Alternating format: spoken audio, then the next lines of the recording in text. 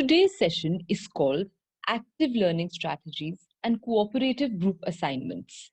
And I, Dr. Megha Dhillon from LSR College, shall be the facilitator for this particular session. It's a session which is critical for us as educators, and I really hope that there will be some interesting insights for you from today's session. In order to explain the concepts in today's session, I shall be presenting a PPT to you in a moment.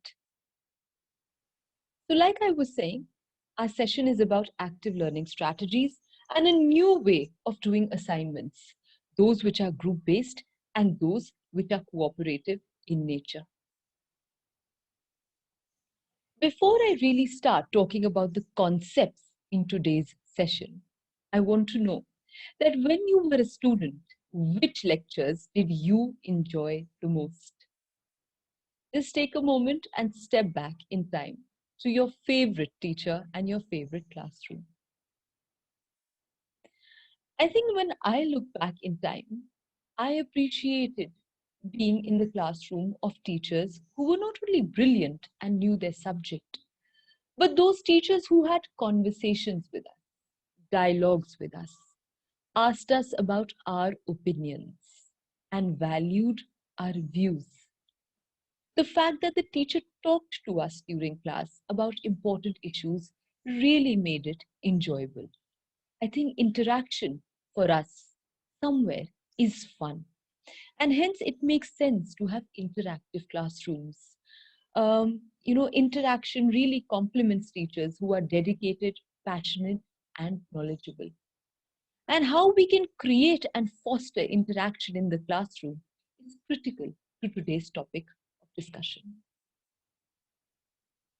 The whole idea of active learning strategies, of collaborative assignments, comes from the domain of pedagogy.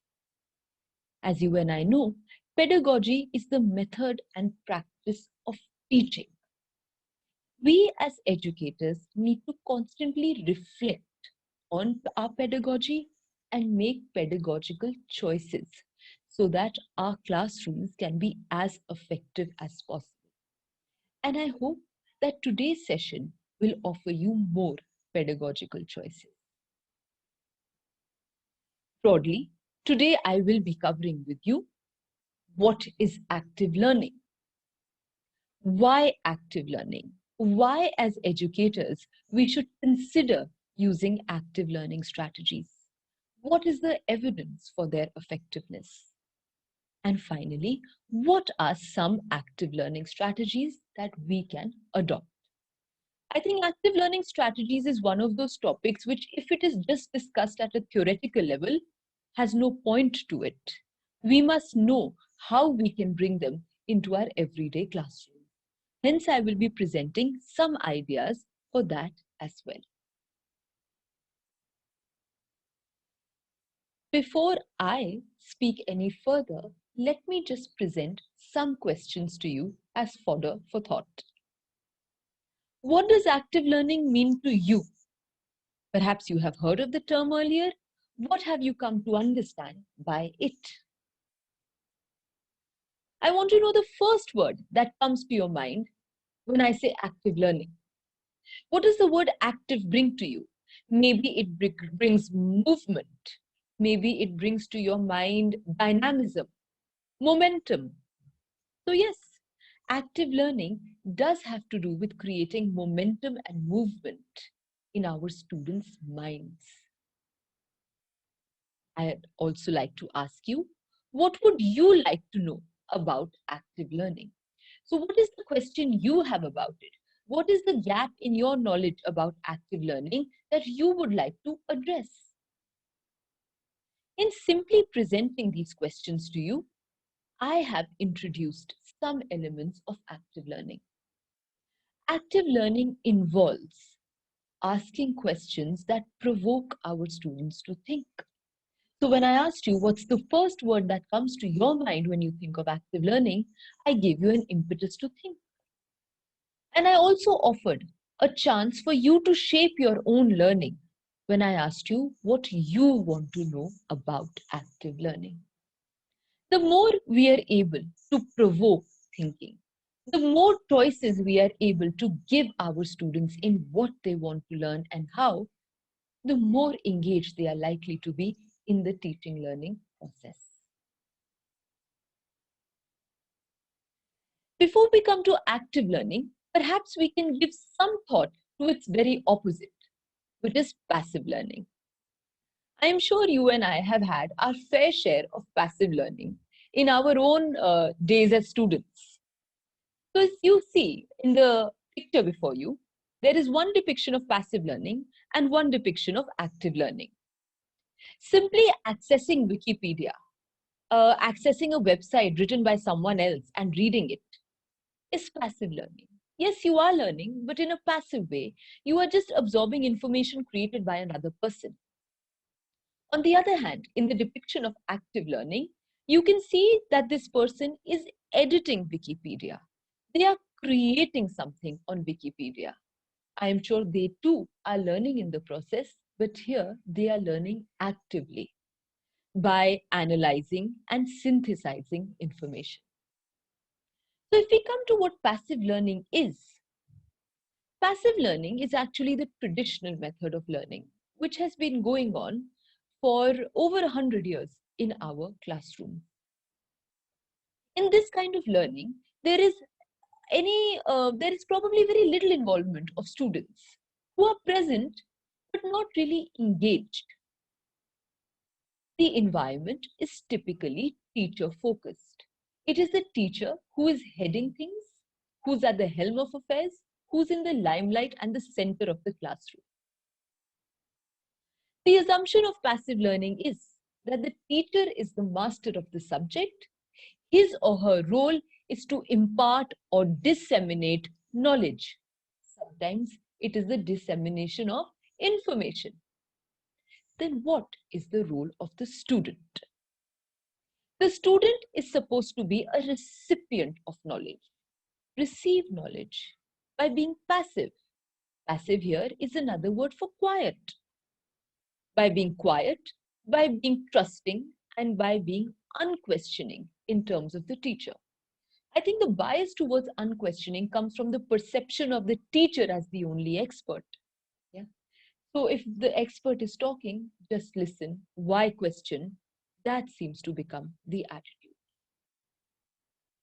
The most common methods of passive learning are lecturing and direct instruction.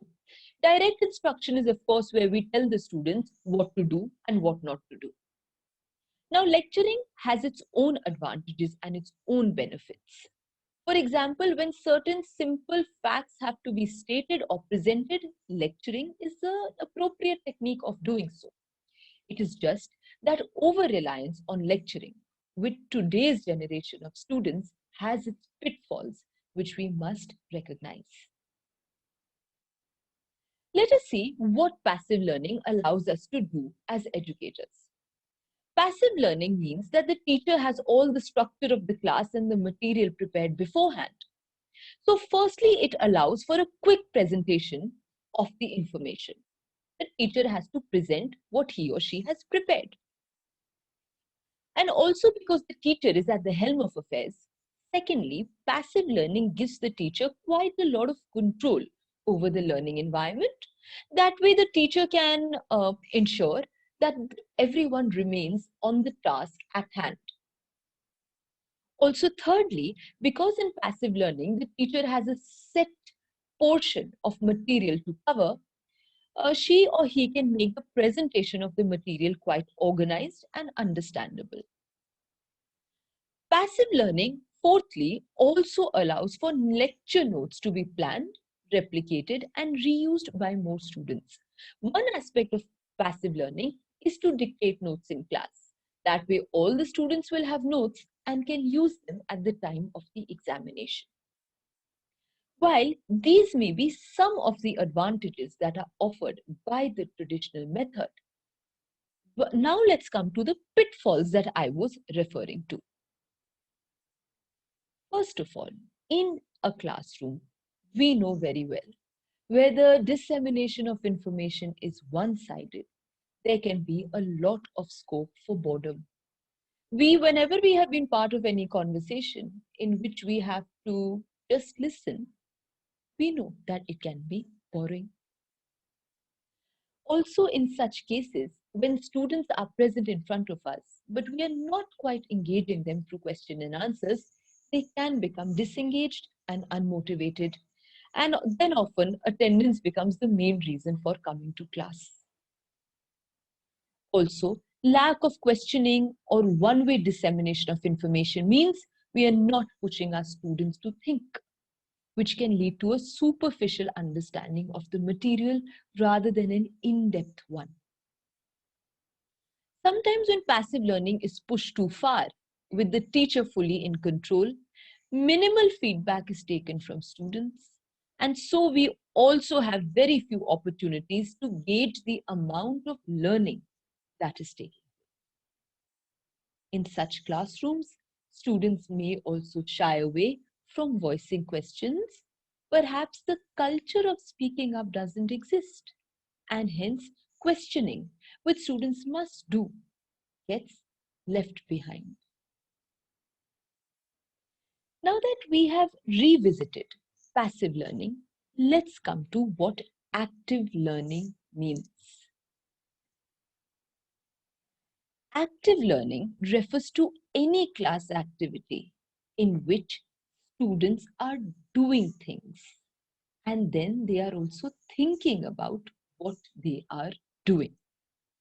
So as you see, active learning strategies will entail a combination of action and reflection on part of the student, acting and reflecting on whatever you are teaching them and you are sharing with them in the classroom. So this way, students are participants in the classroom alongside the teacher rather than just recipients. Active learning strategies require students to read, to discuss, to write about what the teacher is sharing in a way that requires higher order thinking on their part. So the capacity to analyze, to synthesize, to infer, all of these get activated when we use active learning strategies. Active learning, by its very nature, focuses on developing students' cognitive skills rather than just transmitting information. Actually, it's not just cognitive skills that get developed. When we are encouraging students to share their opinions with us in class or answer questions, it is also important for a student's general development in terms of, say, social skills or self-confidence. Having class discussions enables students to voice their opinions and thus develop a sense of confidence. These strategies, and I will be sharing examples of them in the subsequent slides, basically push our students to be evaluative, to be creative, and to be innovative. The importance of being innovative in the classroom, I think, is immense. Because when students learn in classrooms where they have been encouraged to be innovative, then they carry that spirit of innovation in whichever career they take up for themselves. And these are some of the advantages that active learning strategies provide us. And now we shall see some examples of active learning strategies that are used in classrooms.